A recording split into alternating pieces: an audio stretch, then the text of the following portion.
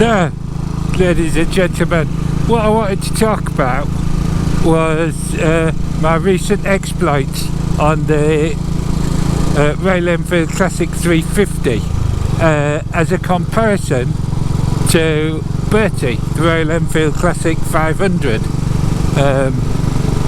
because obviously my first ride on the 350 was not as enjoyable as my second ride on the splendiferous brown one. And you know, how does it make me feel? How do they compare? How do the senses compare? Well, you probably gather from my review of the splendiferous brown, Paddington, as I like to call him. I really enjoyed it. Yeah, very nice. But if we do it bit by bit, so if we do it at looks, if we begin with sight, you know, well, in reality they look very similar. Yes, there are some differences, and I think Bertie looks more imposing with his kickstart and what have you. He looks more solid, though in actual fact there's probably nothing between the two of them. The splendiferous brown, I'm sorry Bertie, you may look traditional, but the splendiferous brown on the eye probably has it, to be honest, if I'm perfectly honest about it, and I have to be.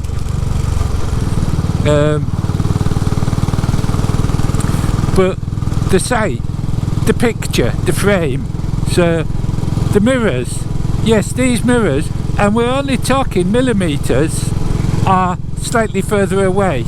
They're in a slightly better position, I think, so than on the 350. They're sort of mounted slightly differently, and that makes a difference. It does make a difference, but it's not anything that's gonna sway one thing one way or the other. So inside the picture, it's very similar, isn't it? I do like the blanking plate, to be honest. It says Royal Enfield on it. I thought that was splendiferous. I prefer this completely round clock, but I appreciate having a fuel gauge and a clock on there. We've got Bertie's watch, so you know, it doesn't make no never mind really. So they're very equal on that. Very similar shape. They might even use the same cowl for all I know. I just don't know. So from the picture point of view, yeah, absolutely fine. Dead heat, so to speak. Where the Classic, and this makes up for it not having a completely round clock,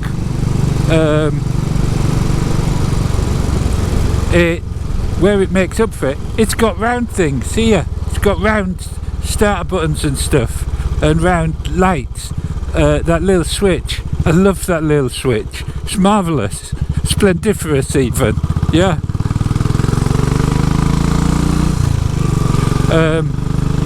So yeah, even to look at, you know, round switches, marvellous. So that, but it makes them very even on slightly different things, you know, one falls behind, the other one comes back, and so yeah, it's difficult on the looks. The splendiferous brown possibly slightly nudges it ahead, I think, but then the imposingness, is that what yeah, the way that Bertie imposes himself, you know, the way he stands just there.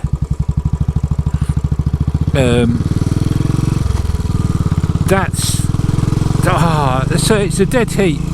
Yeah, on looks dead heat, you see, both splendiferous.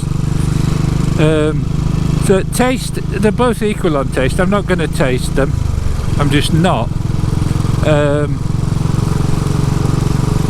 To touch, to feel, yeah, they're again dead heat. They're so nice and shapely. The tiger eyes, the way when you run your hand over that little cowl at the front, it's so much shape and shininess to it, is splendiferous. The shape of the tank, you know, to touch that is nice, and they're both solid. They are both solid bikes. Yeah. So again, I think on that score we're talking about a dead heat. Yeah. So sight and touch,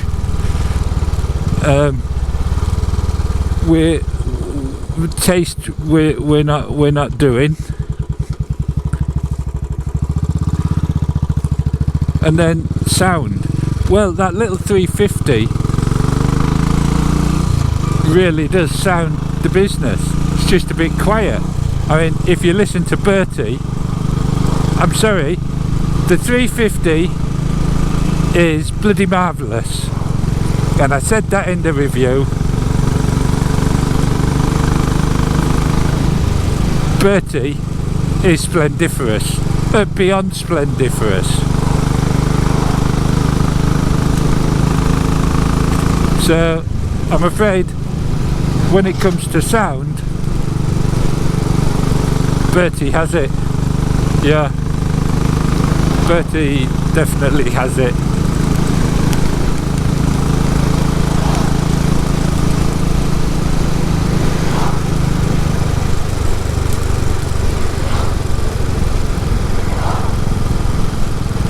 Smell. When you get to smell, they both smell marvellous. Bertie has a number of smells. He's got obviously the smell when you're around him, but apparently a new smell has been discovered. Yeah, a new smell, which is, oh, listen to that, which is the smell from his exhaust as he overtakes people. And this has been reported back to me by other people. Obviously I don't get to smell it that much, but I know the smell. Yeah, it's because his engine's always on song. Yeah, marvellous. So that covers all the senses except for the sixth sense. How do they make me feel? Well,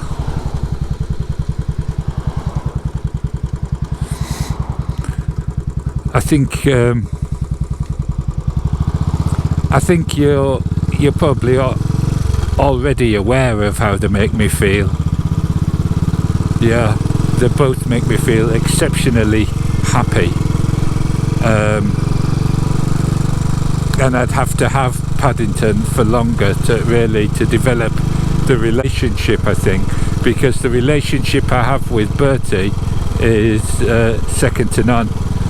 Yeah, he's like my psychotherapist, is like my best mate, is and yet really, you know, it's just a motorbike. Yeah, it's just a motorbike, but he has such influence over me. He lives in a garage full of bigger bikes and more expensive bikes.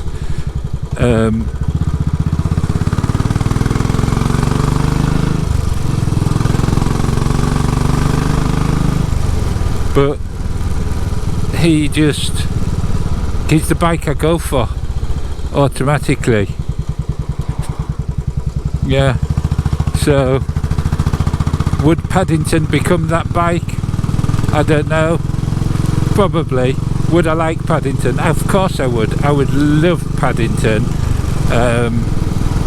It would be marvellous to be able to have both of them. It really would. And it's something I've got to think about. So as a comparison, initially, as I said, I thought the 350 was just a pretender. It was never going to live up to the 500. But you know what? It doesn't do a bad job.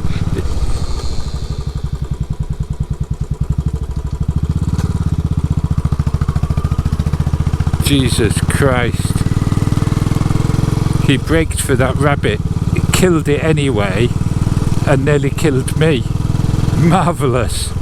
Oh, I feel very sorry for the bunny rabbit, but Jesus Christ, what about Bertie? Bertie could have been written off then. Unbelievable. And then I would have had to have gone and got Paddington, wouldn't I? Yeah. Marvellous. So, yeah, for anyone in any doubt, if you want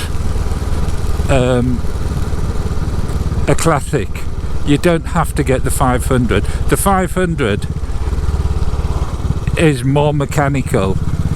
You know, I know they're both motorbikes, but it is definitely more mechanical, more vibey, shakes and rattles and rolls.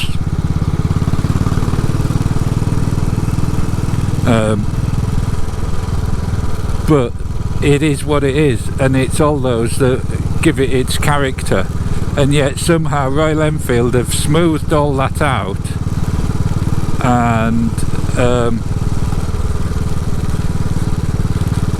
managed to retain something, some character with the 350, and I don't know how they've done it.